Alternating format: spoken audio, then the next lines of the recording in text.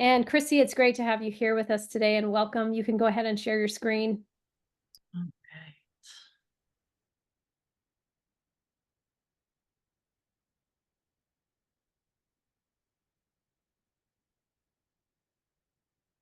All righty. Well, welcome everybody. Like Heather said, my name is Christy Glaspie and I work for World Vision US. And if you're not familiar with World Vision, we are an international global Christian humanitarian organization. So we do relief and development work all around the world between our support offices and our field offices. We have presence in nearly 100 countries and we have about 30,000 global staff working all around the world. So we often start our work with disaster relief. So think hurricanes, earthquakes, things like that. And that often moves into long-term development work.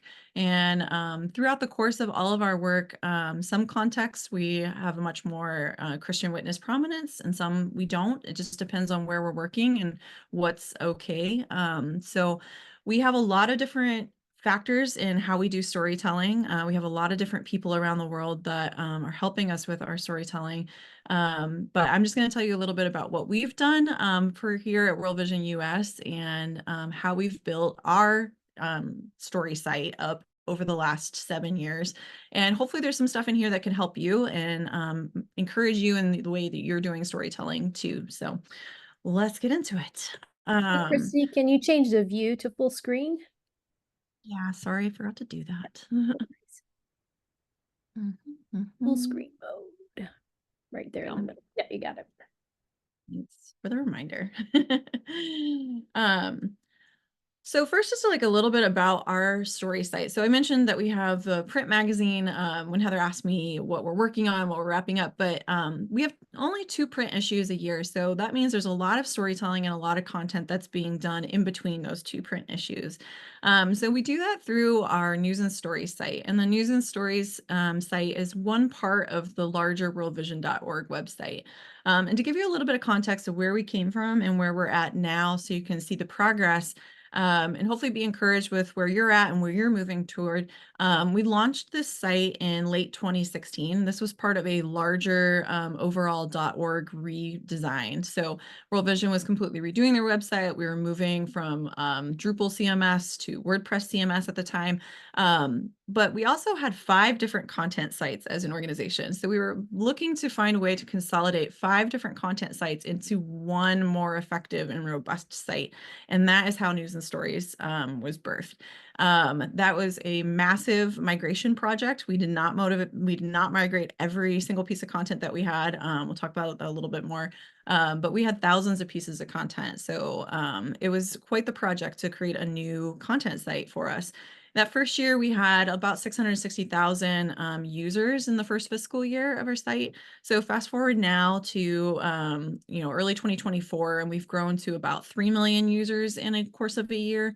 And more than about 3/4 of our traffic is coming from SEO, which is really important for us being able to reach new people to talk about our work. Obviously, our donors and our people who are already engaged with our work are really important to us, but we also are trying to find ways to reach other people about our work, and that's where the SEO comes into play.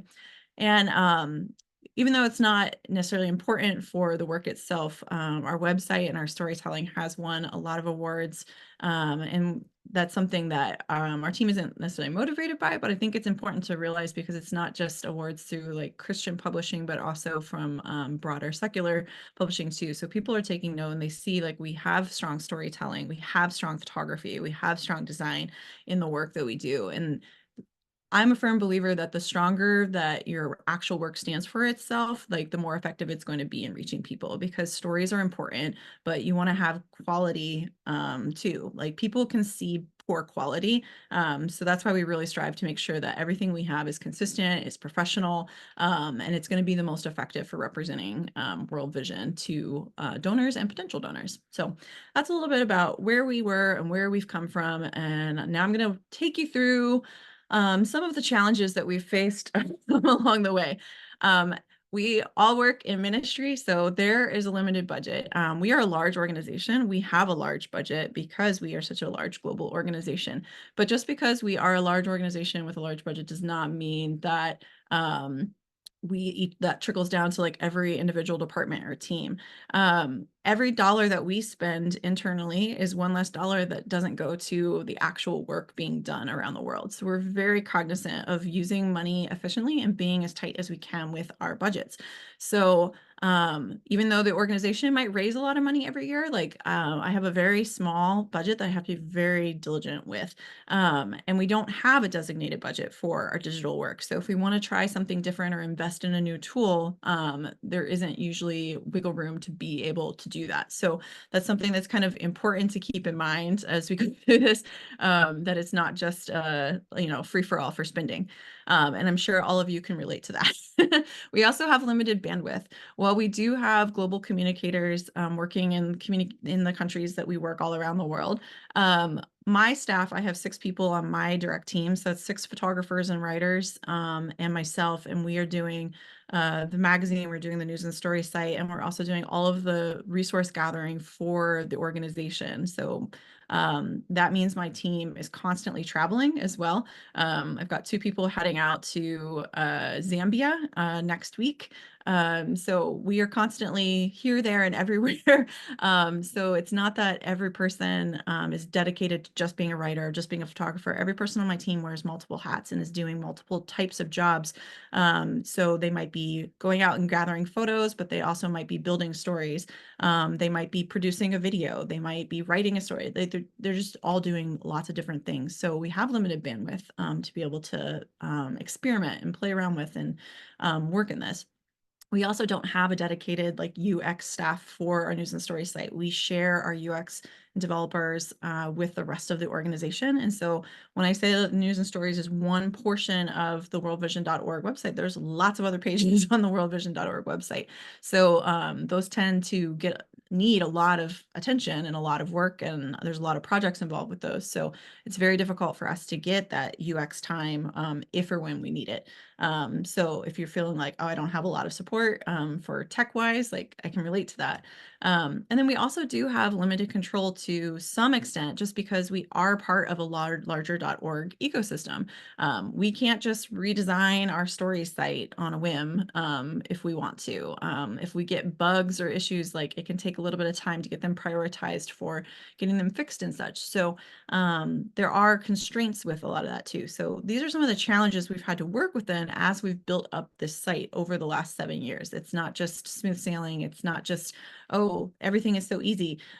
So we've had a lot of challenges. And if you feel like I'm really stressed out with the challenges we're facing, like you're in good company. I think we all can face some of these issues, maybe all of these issues on any given day. So be encouraged that you can still do really cool work. You can still create a really engaging website, even if you have all of these constraints involved too. So the big question that you're probably wondering then is, how do we actually go about doing all of this work?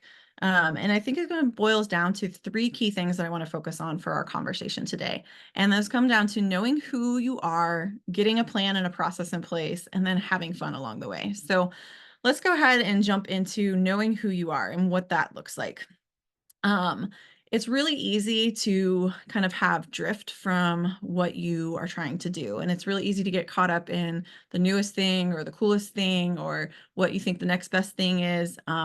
So it's really important to be grounded and to know exactly what you're trying to do. So I just want to provide some context of what we walked through and trying to identify what we're doing. Because again, I said we have 5 different content sites and they were doing different things and sometimes competing against each other.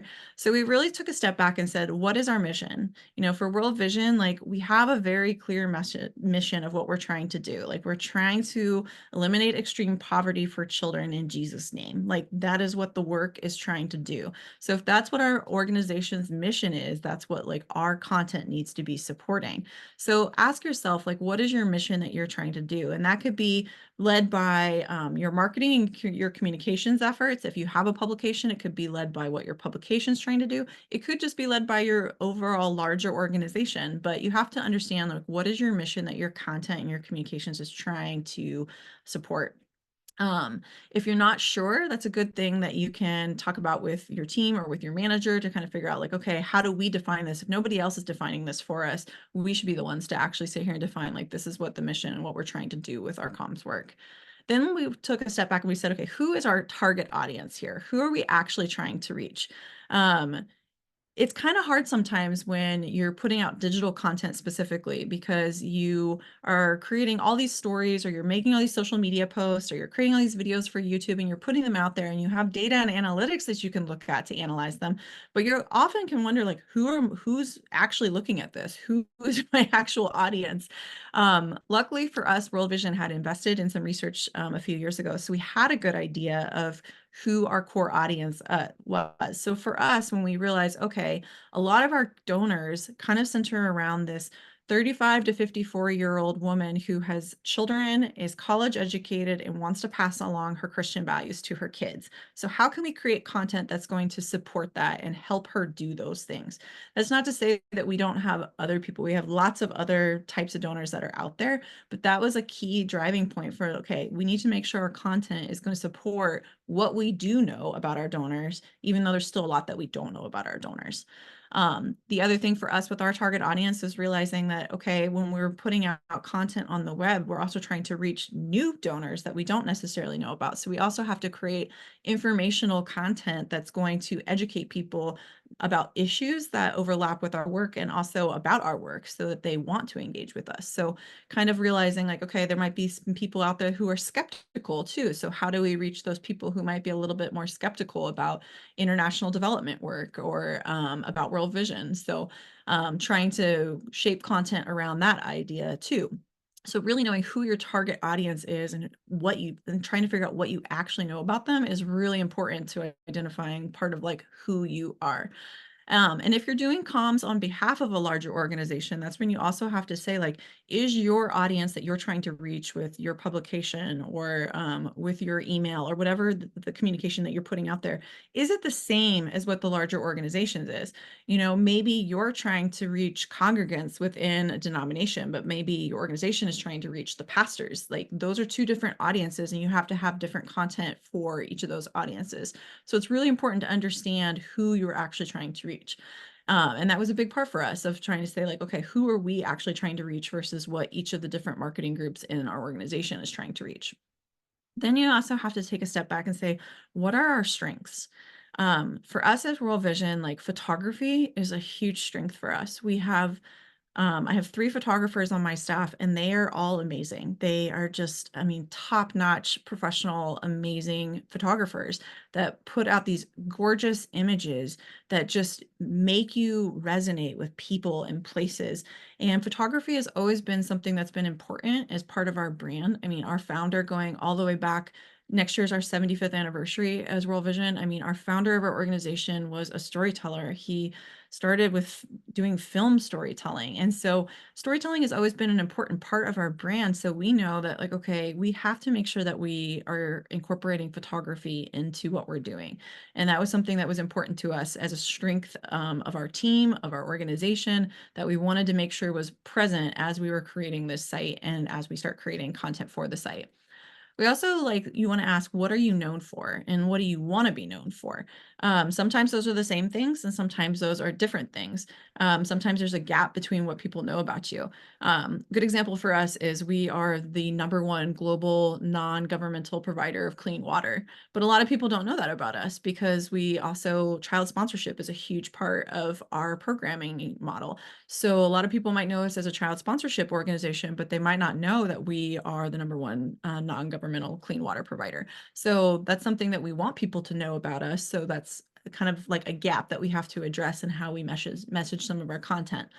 Um, Also look at what does your audience expect of you?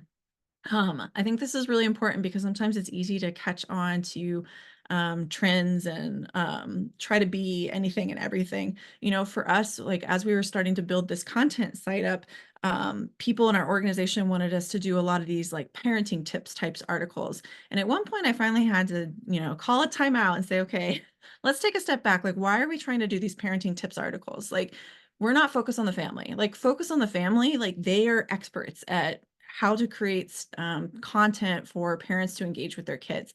Maybe if it overlaps with like disasters in the news, because that overlaps with our work, but like we really need to be careful that we don't start creeping into things that we're not necessarily experts in, and our audience isn't necessarily expecting of us as well. So really take a look and say, like, what does our audience actually expect of us? What do they want to hear from us for? And then also look at what are the key stakeholders in your organization and what are they expecting of you too. You all have a manager of some sort, who probably has expectations for the kind of content communications you're putting out there. They probably have a manager too. Just take a look at who are the different people and what kind of expectations might they have.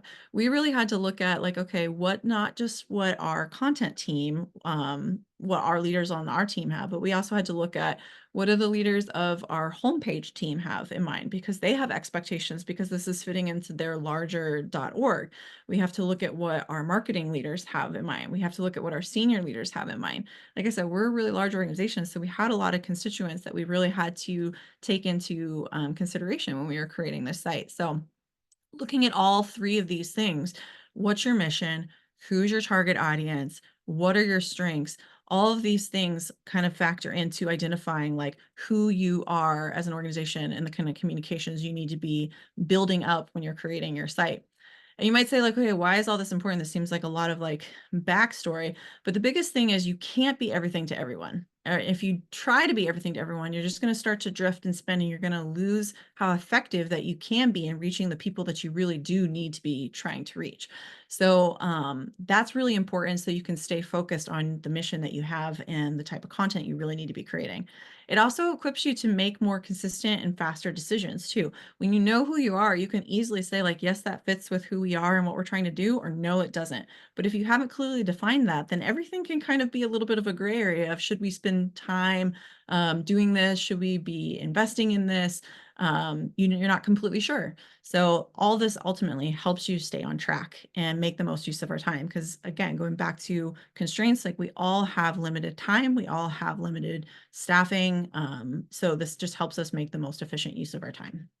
So let's dive into a little bit more of how we actually got through this process for us personally. So um, we've identified who we are. We said, okay, this is who we are as World Vision. This is who we are for World Vision News and Stories. This is what we want to do. So now we need to put together a plan and a process to actually build the site and then be able to maintain and grow this site as we go forward. The next screen might look a little bit scary to you, but stick with me here. So this is a glimpse at our story map. This is just one tab of a multi-tab Excel document. Most creative types are not big fans of Excel, but I'm going to get to why this is important. But this story map helps us create and build our content site. So the big question is, how do we get from this like Excel document full of lots of story titles and URLs and such to this actual site that has photos and real stories and is actually reaching people? So let me walk you through how we created our plan, and hopefully something in here will spark something for you and help you guys do the same. So there are kind of like 5 key things that we had to ask as we were kind of building out this site. The first thing that we wanted to ask is, what do we know we're going to need in terms of content? We have to look at, what are the times of year? Right now it's springtime. We're heading into Easter. World Water Day is tomorrow. So that's a UN day. That's really important because it overlaps with our work because we do so much clean water work around the world. So look at like, what are the relevant seasons or holidays or key milestone dates that you have as an organization that you want to make sure you have content to support. As Christian organizations, like Christmas and Easter come every single year. We shouldn't be surprised by them. We should be able to plan that content out well in advance to make sure that other things that might come up while we're creating content for Christmas and Easter is already taken care of so that we can be more responsive to those other things or those last minute opportunities that might come up. So we really try to maintain this schedule of looking at like, what are all the holidays, the UN days, the seasonal mindsets that we know that people are going to have each year. Then we also want to look at, okay, what content do we actually have that we can reuse? I mentioned that we had 5 content sites. We had like, I think it was 3,500 or 4,000 pieces of content across those 5 sites. When we migrated and created and built our new site, we only moved about 700 pieces of content, which I say only, that's still a lot. It was a ton of work, don't get me wrong. It took us like 2 years to do. But we really had to be intentional about what we were actually going to move over because not every piece was going to play a role in the new site. So we really looked at like what has performed well. What content do we know data wise, we, pulled data from Google Analytics, like what data shows us these are the top performing pieces. These are pieces we definitely want to prioritize. But performance isn't just about data. It can also be about what are the pieces that have gotten a lot of engagement and positive feedback from. So maybe you had a social media post and that social media post got a lot of responses or comments. Maybe it didn't get a lot of likes, but the comments were all like, wow, this is really amazing. Like, thanks for sharing this kind of thing. Like, that's still positive feedback and something that clearly resonated with people. So taking that into consideration as well. Also looking at what is timely too. Sometimes you need to have content that you can just pull up at a drop of a hat when something is timely. Like, so for instance, like we have a series of prayer guides that we use. So 2 of them, we have a Pray for Refugees prayer guide and a Pray for Disaster Survivors prayer guide. So when there is an earthquake, like we can pull up that Pray for Disaster Survivors prayer guide and be able to push that out on social media or send it to pastors to use with their congregations from the pulpit on Sundays. And we don't necessarily have to reinvent the wheel to have a different prayer guide for every single disaster that happens. We can take that as a basis and use that to tailor content to help reach all of our audiences that we're trying to reach. So looking at that is really important. Then also, what has unrealized potential? Sometimes you have really great content that you've created that just maybe you didn't take the time to optimize it really well, or maybe it was scheduled to go out in an email, but that email got canceled last minute. So it just didn't really get pushed out and distributed. What content do you have that has unrealized potential that if you did a little bit more investment in, you could probably get some traction with it? That's really important too, to put into the pile of, okay, these are things that we can reuse that we already have that we don't have to reinvent the wheel with. Then the next big question to ask is what helps you stay relevant? Um, you want to see like, okay, what is our organization? What is our expertise? How do you position yourself as an expert? What are you trying to show that you're an expert in? You might be trying to show that you're an expert in distributing Bibles in a specific country or whatever that is. You want to have content that supports showing that this is what we do and this is what we do really well. For us, again, going back, I mean, we're working across all different sectors of development, but for us, clean water is really like a huge linchpin for being able to do a lot of our other types of work. So, once we address the needs of the physical needs of clean water, then we can talk about the spiritual needs of like living water and all the different things that flow from that as well. So we really want to show like, hey, we have this expertise in water and drilling and bringing clean water to communities. So how do we position that with content? Like what supports that? You also want to see like what information can you provide to readers better than anyone else.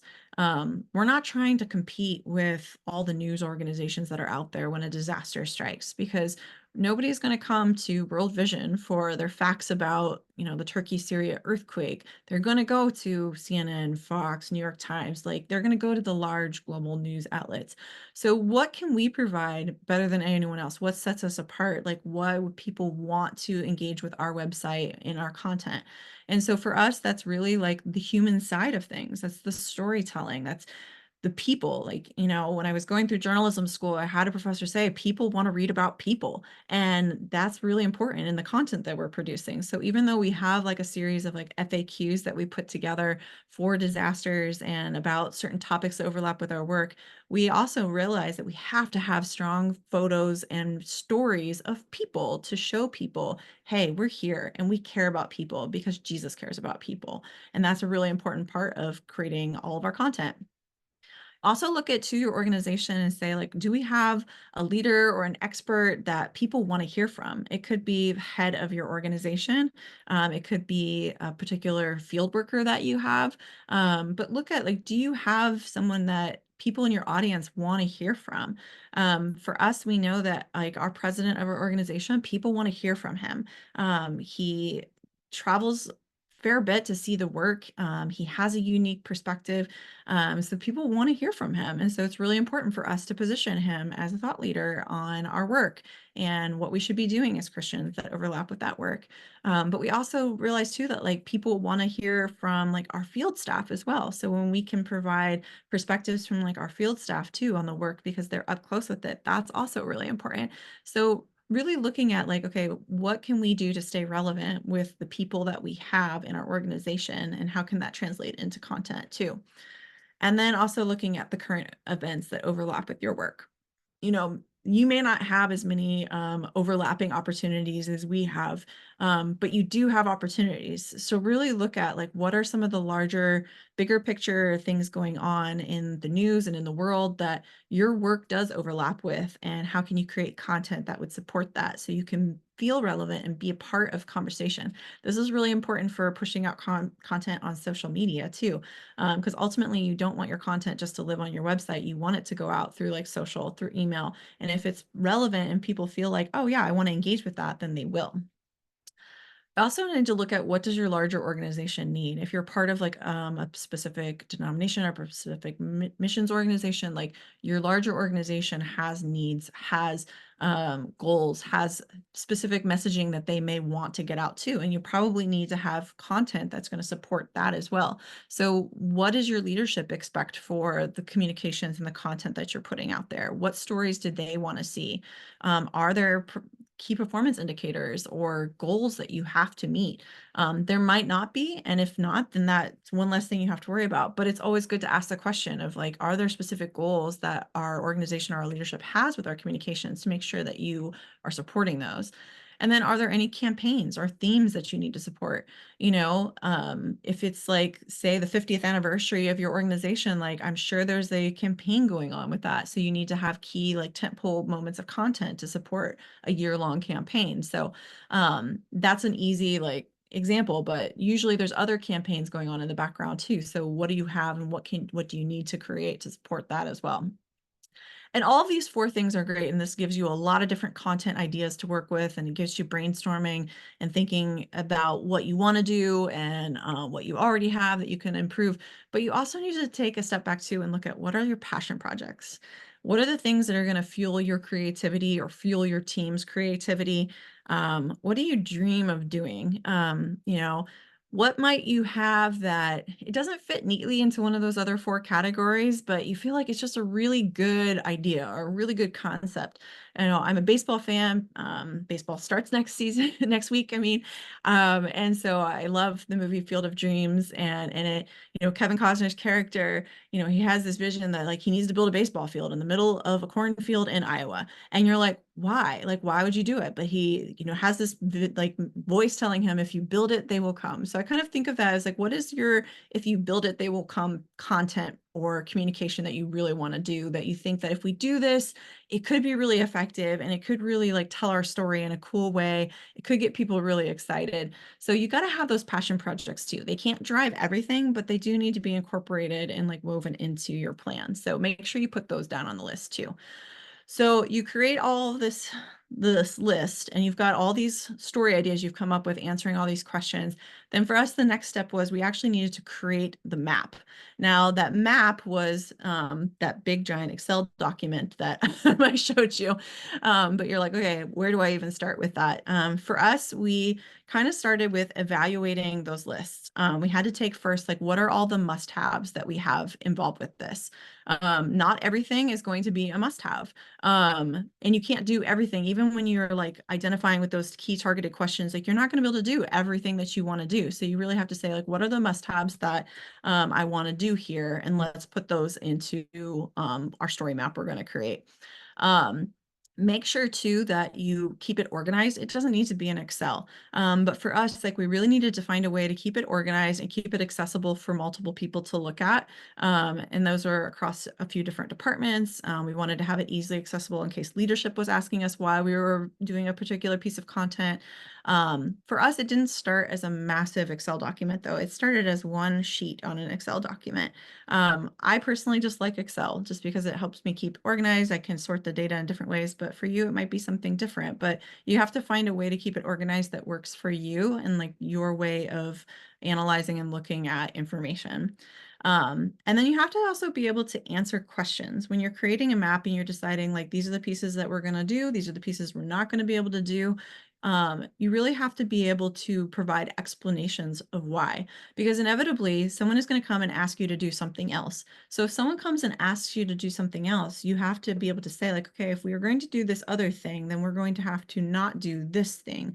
Which one should be the priority here? Which one best supports what we're trying to do here? So when you are able to wisely kind of defend, for lack of a better word, your choices and what you've chosen to work on or what you've chosen to go out into your donor base or your audience base with, it just helps give a little bit more credibility to like, okay, they actually have a plan around what they're doing, the stories that they're telling, the communication plan that they're putting together. It's not just kind of all over the map, because sometimes because storytelling can be more touchy-feely sometimes people that aren't involved with it can look at it and say like, oh, well, it's not as important, or it's not as thoughtful. But when you've put a lot of thought and planning into it, then you can show them like there actually is a strategy behind the touchy-feely storytelling here. So it's important to be able to explain why you've made decisions the way you've done them, and be able to pivot if you absolutely have to. So create that map in whatever format is helpful for you, and make sure you can start small with it, and you can scale as you get bigger. And maybe you start with one type of way of organizing it all, and you change over the years as you embrace different technologies or you have more content. But it's just important to start somewhere. So then you also need to have a consistent process. Process is usually every creative's worst nightmare. Like, oh, process, no, I can't be creative if there's a process. But I'll actually say that process is a really important part for us, because you have all these ideas, and with storytelling, like there's endless possibilities for story ideas, especially when you're working in a global context. Like, oh my gosh, God is doing so much cool work all over the world. So how do we take all these ideas and like narrow it down and actually go and publish something? So we really had to think through like, okay, how do we move from ideating to actually assigning a story? What does that look like? And then once we make a formal assignment, how does the writer actually turn in their story? Do they put it into a project management system? Do they email it to somebody? Do they email it to a general address? Do they upload it to a server somewhere? Like, what does that actually look like? How does it move through the editing process? And who are the people that need to sign off on the editing process? Are there stakeholders involved with that? And then how do you actually publish it? Um, for us, when we're publishing stories, like the writers don't actually hit the publish button on it. They build the story out in WordPress, and the editor is the one who actually publishes it, because we think it's important for the editor to do the final check before it goes live to say like, yes, the edits were incorporated, questions that I asked were addressed, everything is accurate on here, great. And then they hit the publish button. So even that, like who actually hits the publish button, is something important to think through. And we had to think through all these things when we were creating this new site, and address how we were going to do that and set up processes to keep it all organized. And then once you've published it, then you need to have a plan for how will the story actually be seen. Is this optimized for organic search? Or if not, what's the distribution plan for it?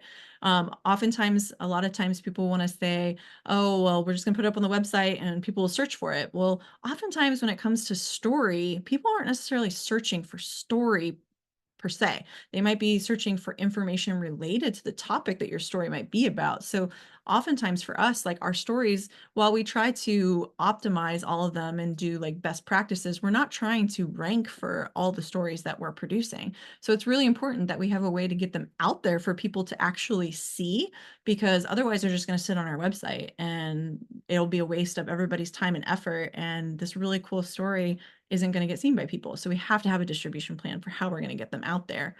And then we also need to say, like, what happens when we're done with this story and we've distributed it the way we do? What do we do next?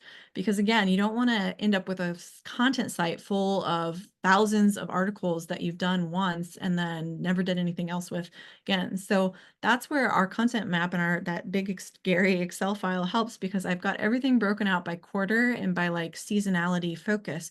So every year when we're looking at, okay, quarter ahead, what do we need? We don't have to reinvent the wheel and say, okay, what content do we already have? How can we just build off of that?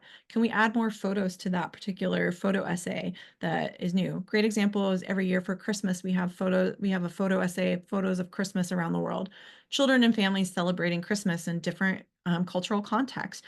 But that's a key piece of content that we just add a few new photos to as they come in each year so that we can keep that piece relevant, but we don't have to reinvent the wheel every year. And then that just helps build more engagement with that piece of content. So also looking at like, okay, we need to be on the lookout for Christmas photos each year around Christmas time to make sure we're adding to those. So what indicates that we're going to build off of this? How do we be intentional about that? How do we know that the story was successful? Maybe it's organic search. Maybe it's a certain number of clicks in an email. Maybe it's a certain number of engagement through social media posts, but it's good to take a step back and also evaluate your content and talk about it after the fact instead of just letting it sit there and knowing that you did this great piece of content, but not ever coming back to it at all. So keep that in mind too. That was important for us too, because we had kind of gotten into that mindset of just publishing the content and then moving on to the next thing and not taking that time to have that retrospective. So when we look at all this like process and planning and why is this so important? Like I just want to create amazing content and put out cool stories and photos and videos. um, I think it's really important because you know exactly what you're trying to achieve and how you're going to do it. It really does keep you organized, and it makes you more efficient, and it really makes it easier to say yes and no to things. And if you think about if we all are strapped with time and bandwidth and budget constraints and such, it just helps us be more effective stewards of the resources that we have. If a writer knows exactly who they need to send an email to or where they file their story at every single time, and it doesn't become big like, oh, where do I put this? What do I do? That saves time and it opens you up and gives you time to be able to do other things. So that's what really helped us of just saying, okay, like let's take these processes that have been very collaborative and kind of ebbed and flowed depending on the time. And let's really formalize them and say, this is what we're going to do each and every time to make sure that there's no confusion or ambiguity. And it's helped us out a lot. And I think it's helped us create a stronger story site. So hopefully some of that can help you guys as well too. Big thing too is that it's also really important to have fun in the process. Like we want to make sure that we are having fun through the whole thing. So, how do you actually begin making content that's engaging and fun and exciting? I really want to encourage you to start small. When we were creating our site, there were a lot of things that we didn't know how to do. We were moving from Drupal CMS to WordPress CMS, so we had to learn how to use WordPress.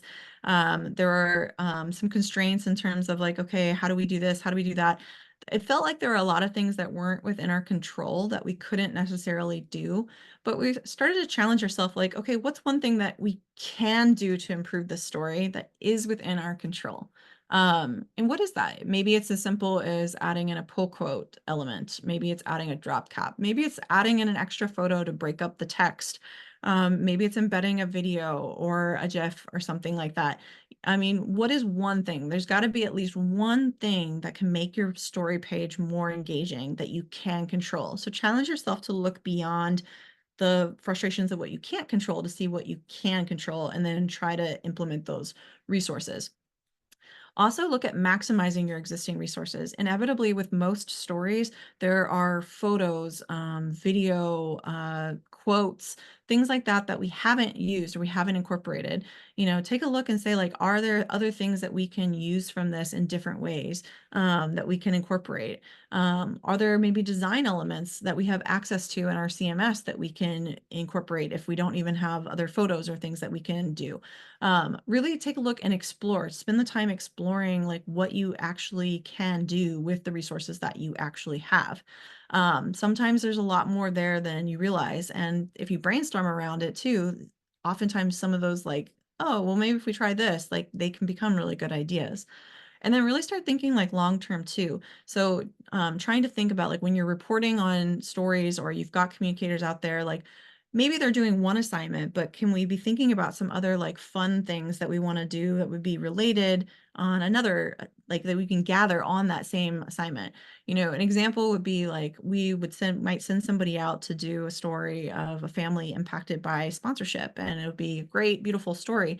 But a few years ago, we had this idea of like, what if we did this like kind of fun photo essay for World Toilet Day where we showed like different toilets all around the world.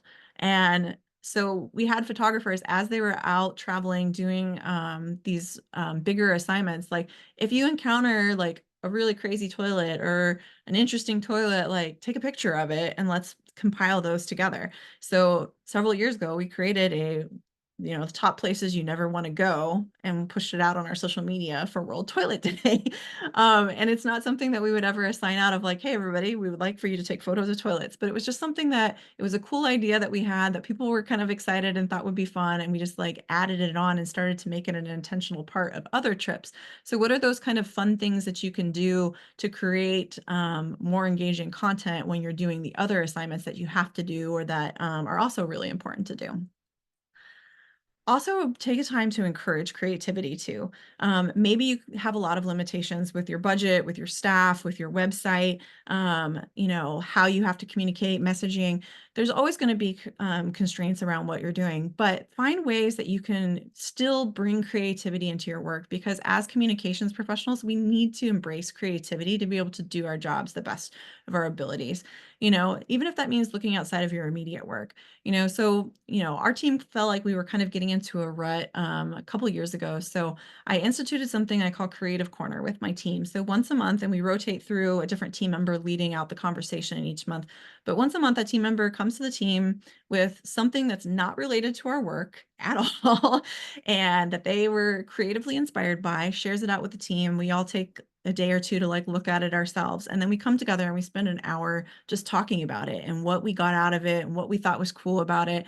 And this very week, like we had a really cool conversation around the movie Dune 2 and how they did the sound engineering for it because somebody had seen the movie and loved the sound and started watching YouTube videos about how they created these really unique sounds in this movie. And also we've talked about that. We've looked at different photography. We've looked at Lego. You can tell who did Lego. I've got Lego behind me. That was my session. But there's all these different ways that you can embrace creativity outside of work. So how can you bring that in just to like get a refresh and a refuel and say like, hey, this is going to inspire us and how we put together our stories and our website and our communications and encourage experimenting too. You know, you might have a lot of constraints, but sometimes we can try new things. For instance, sometimes you don't know how you're going to get there, but you want to try something. Like for our FAQs, we had gotten to a point where we were doing all these FAQs for these different disasters we were responding to, but there's some of the pages were getting kind of long. And we're like, how do we put anchor links in so that we didn't even know they were called anchor links at the time. We're like, how do we put those links in at the top that you just like click on them and then it takes you down to the bottom of the page where you actually want to be? And it took some trial and error. It took Googling, it took learning how to like copy and paste code that other people had created to figure it out. But now anchor links are like a common part of all of our FAQs. Same thing with like when hurricanes are approaching. We were having just these static satellite images of the hurricane out over the Atlantic that we were embedding on the page. But then somebody said like, why can't we put like the GIFs that like NOAA is actually creating and embed those on there so it creates some motion on the page. We didn't know how to do it, but we started like Googling and watching YouTube videos and trying to figure out how to actually do that. And we figured it out. So sometimes just using the internet resources that you have, you can find some really cool ways to do some of the things that you might want to do. And then that will lead to more creativity down the line. So really encourage the experimenting with yourself and with your team and give yourself permission to do it. And then fight through the barriers that prevent creativity. For us, sometimes we can really easily say like, oh, there's just like so much constraint or we can't do this or we can't do that. But like, we have so much work to do. There's so much going on, but what's the next right problem to solve? What's the next right thing that you can do to make your story more engaging or to make your website more engaging or to make your message more engaging? And sometimes it's just as simple as saying, what is the next one right thing I need to do today? So um, through it all, though, make sure you maintain what you've identified as your purpose, maintain that process. Sometimes it's easy to, get caught up in like busy seasons or busy times and say like, oh, throw the process out. No, like stick to the process and stick to the standards. And when you do those things, it really helps you be intentional about how you're building out your communications. At least it has for us. So that's kind of been how we've done it. But now I just want to kind of take you through some fun stuff here. So my colleague Amy, she's got, I'm going to play a video that she's recorded that will show you just she's going to walk you through some cool stories that we've done and how we've embraced different elements of storytelling, so that you can kind of get an idea of what that looked like for us and hopefully be inspired with some other stuff. So let me get that set up for you. And okay. My name is Amy Van Trinian, and I work as a multimedia storyteller with World Vision. Today, I will begin by diving into stories we've crafted using our website's most basic template, highlighting how we've optimized various elements to help make our visual storytelling more dynamic. I will then transition into where our stories have progressed over the last few years and discuss visual techniques we've utilized to help enrich our storytelling. I won't be spending too much time on each, and the links are within the presentation if you want to follow along or circle back. But Chrissy and I, we both would be happy to answer any questions that arise today or later on. Just shoot us an email. The first story that we are looking at is called Voices of Rohingya Refugees, Praying Through the Crisis. This article utilizes a segmented layout which divides the article into clear sections, each dedicated to an individual story that is representative to the different struggles that Rohingya refugees face. This helps make the content more digestible and also more personal. The photos positioned alongside the corresponding individual stories provides a visual context to the narrative.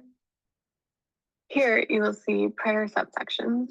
This not only emphasizes the spiritual aspect, but also provides a visual cue for readers to pause and reflect before progressing to the next section. Next is 2018 Indonesia Quakes and Tsunamis, Facts, FAQs, and How to Help. We have a multitude of FAQs within our site, and each utilize anchor links. These provide a clear structure to the article, allowing readers to navigate directly to their sections of interest. Anchor links can improve the user experience. While they don't directly boost the SEO, enhancing the user experience can lead to longer page visits and lower bounce rates. Using analytic programs, our team can see what people are searching in relation to current events and can model our FAQs around those questions. There is a visual variety of photos and embedded YouTube videos that cater to different types of learning and keeps the reader engaged.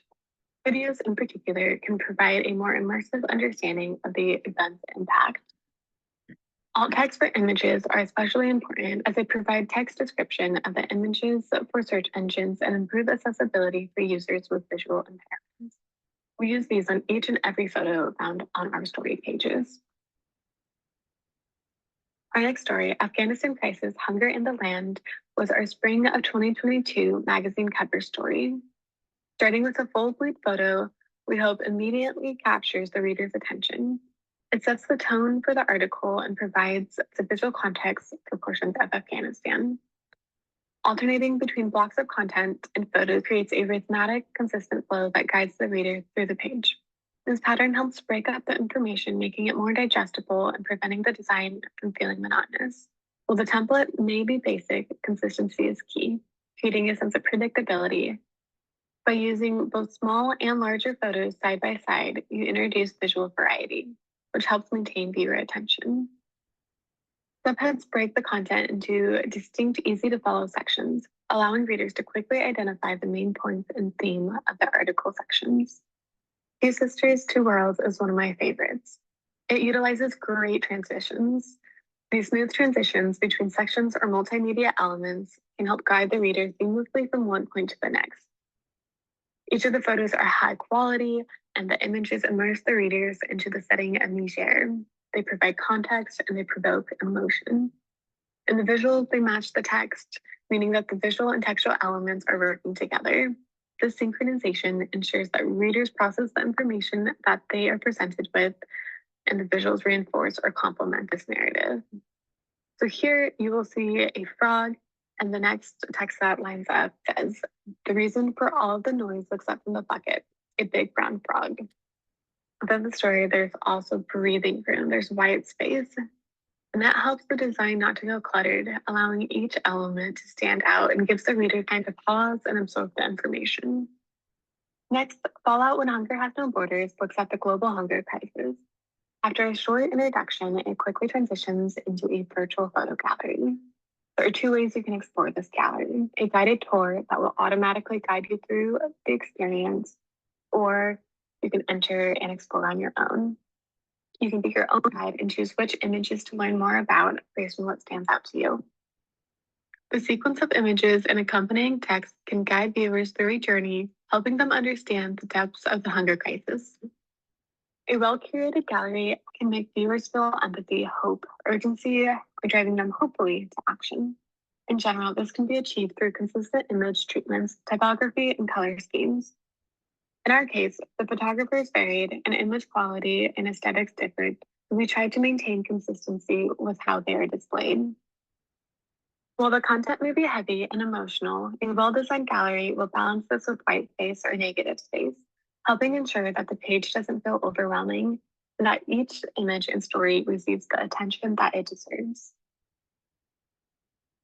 We also ensure that the gallery is responsive and looks good from all devices, mobile phones, desktops, or tablets. Next is faith in action, advocacy as a response to God's call. We updated this one last year, focusing on design. The text boxes can help segment information. By breaking up context into chunks, it can make the page feel more organized and less overwhelming. Text boxes, especially when organized in rows or grids, can be more easily rearranged or stacked for different device sizes, making the design more adaptable for mobile or tablet views. The next article, Tornado Destruction and Long-Term Recovery in Kentucky. We used a stylized map opposed to a Google map to maintain location confidentiality. It used World Vision brand colors to create a sense of relative location for viewers to clearly see we are looking at homes within a cul-de-sac. Using photos of the destruction and those of the rebuilding process provides a visual narrative of devastation, resilience, and recovery. This juxtaposition can be powerful, highlighting the transformative journey of the community. Positioning a portrait next to a paragraph about him creates a direct connection between the individual and the narrative, drawing readers into a personal aspect of the larger event. Within our next story, Celebrating Easter in a Time of War, I'm going to scroll down to this playable photo.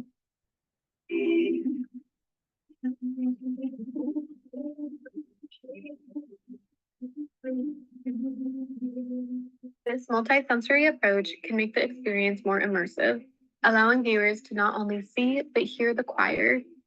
They can continue to read the story as they listen to this music. The high-quality photos capture details, emotions, and ambience that create a sense of realism and depth. This can make viewers feel as if they are part of this Easter celebration. In our next story, Turning Pain into Power, we were not able to show Christine's face due to sensitivity.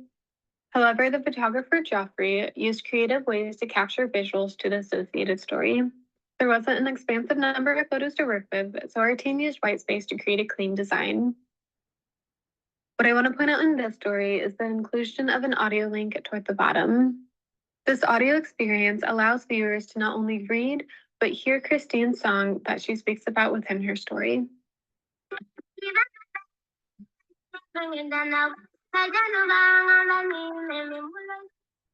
For our last story, War in Ukraine, Displacement and Refuge, we've started with a video montage.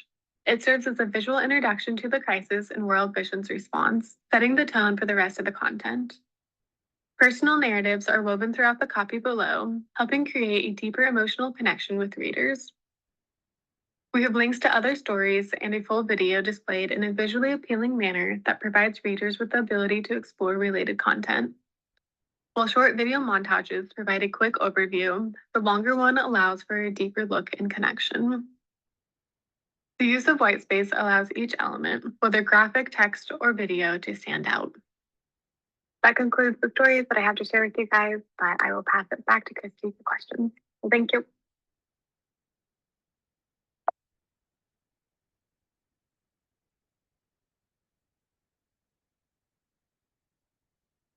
Okay. Well, that is the end of my presentation. I guess we'll open up for questions now. Great. That was excellent, Christy. Thank you very much. We already have a few questions that have come in. But before I get to those, we also have a comment from Zach. He says, I love the idea about encouraging curiosity and creativity. So one of the questions that came in was, how do you decide the shelf life of content and when do you retire things?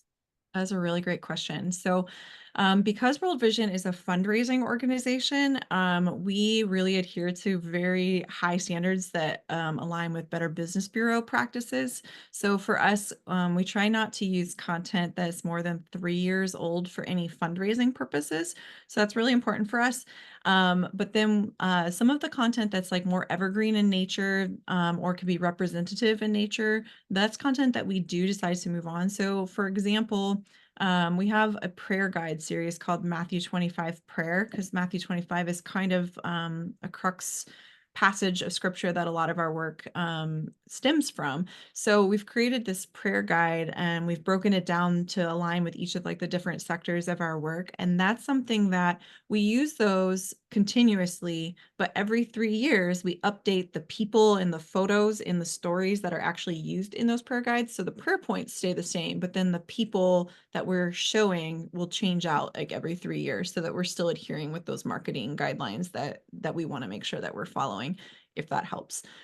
Some of the pieces that aren't necessarily like used for like fundraising purposes, like Amy showed the what does the Bible say about advocacy? Some of those types of pieces, like those are ones that we'll continue to use for years and years and years. We just might change the design on it, or we might swap out a photo at some point. Relevant one this year is like we have one, how to pray for your country during an election year. So you know, we have a lot of advocacy work and a lot of people that work with the US government for we are a USAID partner. So advocacy work is important for us. So you know, praying for our government and praying for the country as we approach later, because we want people who are going to support our work and will partner with us in that work. And so you know, we created that prayer guide, I want to say, whew, 9 years ago, but we continue to update it. So if it's an election year, it might have a slightly different, you know, line. It might say like, you know, as you prepare to vote this year versus like in an election year on a non-election year. So just little tweaks to some of that seasonality content helps us. So. Do you keep evergreen content in your story library as well then? When you say story library, do you mean like on the website or like Yeah. our yeah, we do. We keep all the evergreen content is up on the library. So the way our website, the way our news and stories site is designed, whatever content is newest or has been most recently updated, and updated means the date is changed in WordPress. That is the content that pops to the top of like that grid that I showed at the front. I can control the top 5 pieces that show. So those we kind of move out based on seasonality and such, but the rest of them, it's whatever's newest comes up. So you can scroll forever and ever and ever and see really old pieces of content on there, but they stay in there. At some point, sometimes it can be advantageous to archive pieces if you have pieces of content that you haven't kept up with. You know, if you have a piece of content that has like a lot of dead links in it, like Google is going to ding you for that. So either going through and removing all those dead links, or if it's just really irrelevant content, like everything is out of date on it, it's sometimes best just to archive those kind of pieces of content. But we don't archive very much of our content. We really strive to make sure that the content that we have, we're keeping updated and just going through and like removing dead links or updating data and stats as much as we can. Great. That's fantastic. Another question was, how did you described your kind of ideal audience or your main audience is like, what was it, middle-aged women with children who are wanting to pass on their faith to their kids. How did you come about defining that? What was the process of discovering that that was a key audience for you or your main audience?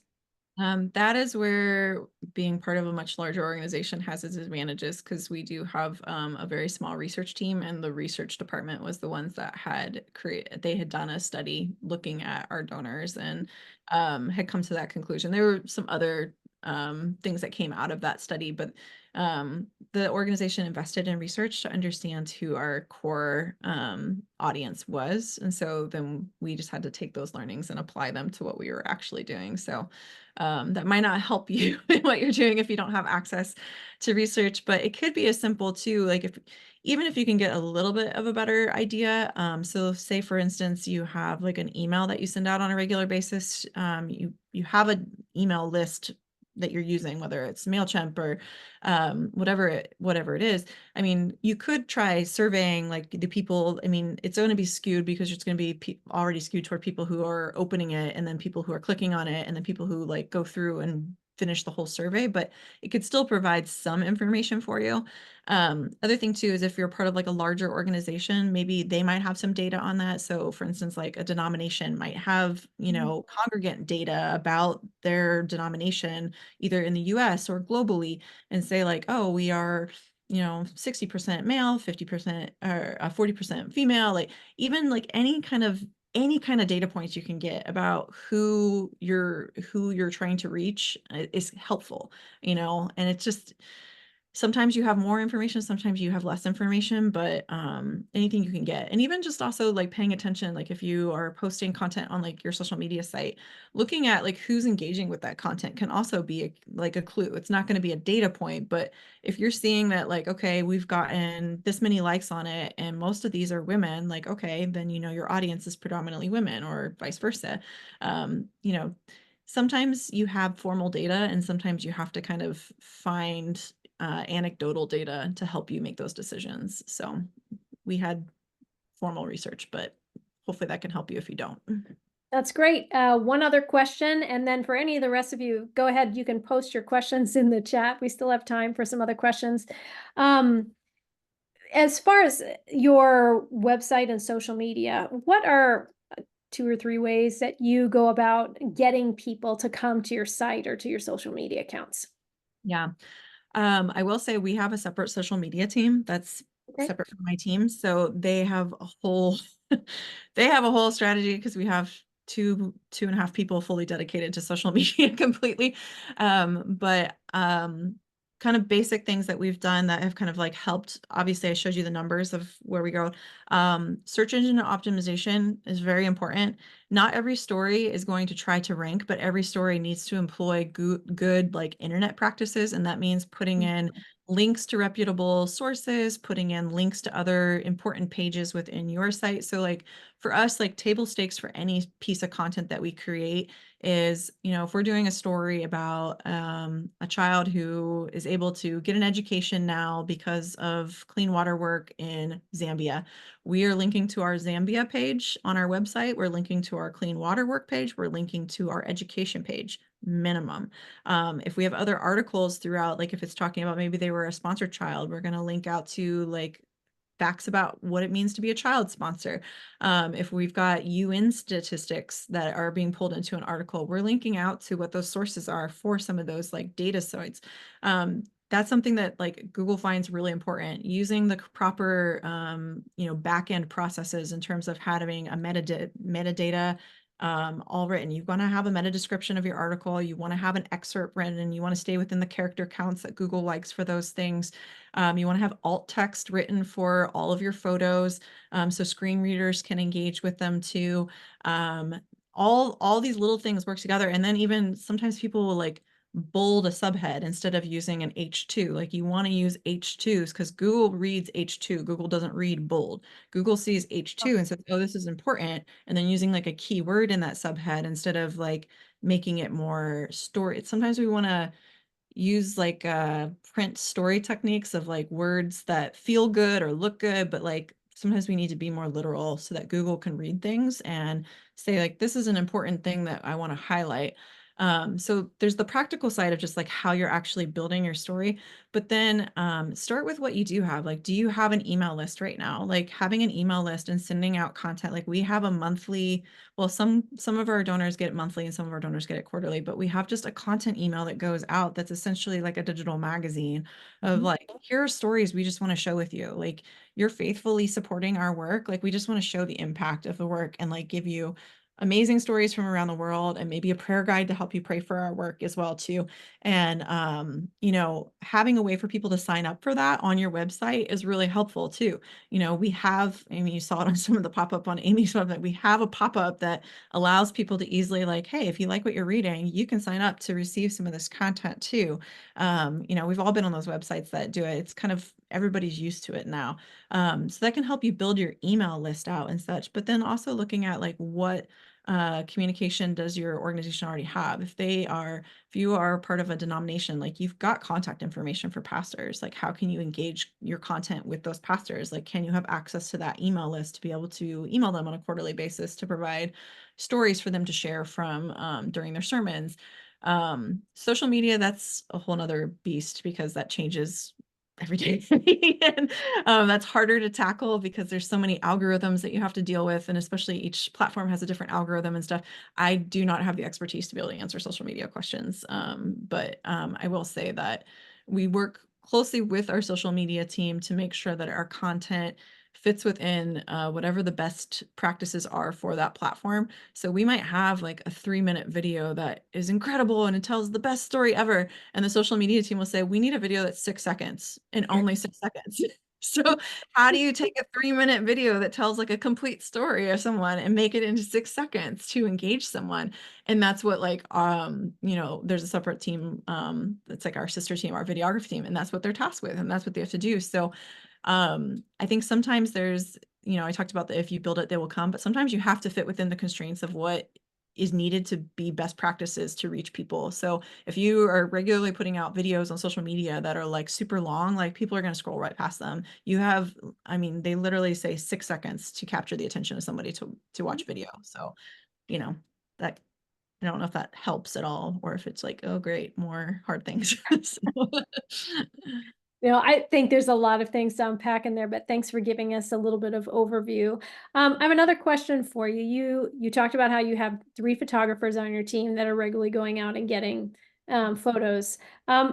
Some people may think, especially I think some of our leaders that communications folks are reporting to, they might say, well, can't just anybody get those photos with their phone? Why is it worthwhile to invest in good photography? I love this question so much because we actually we deal with this question a lot, even within our organization that has 3 professional photographers. The biggest thing for us, for when you look at what is your brand and what are you trying to communicate out, in a very like digital communication can be very oversaturated. There's so much messaging. Everybody has their social media platforms, you have your email. Like think about how you interact with your social media, your email. For me personally, the more professional something looks, the more likely I'm going to give it time, or I'm going to give it some thought, because it's like, okay, this actually looks like it's, legit versus is this a legit thing? So when you have professional photography and professional videography, it helps give credence to your brand to say like, this is important and the work that we're doing is important. And we want to show you how God is working. And yes, it's a little bit of an investment. But for us, it's important to do that because we feel like everybody has a cell phone camera, like everyone has a camera. Anybody can be a photographer. Anybody can slap a filter on their photo and try to make it look cool.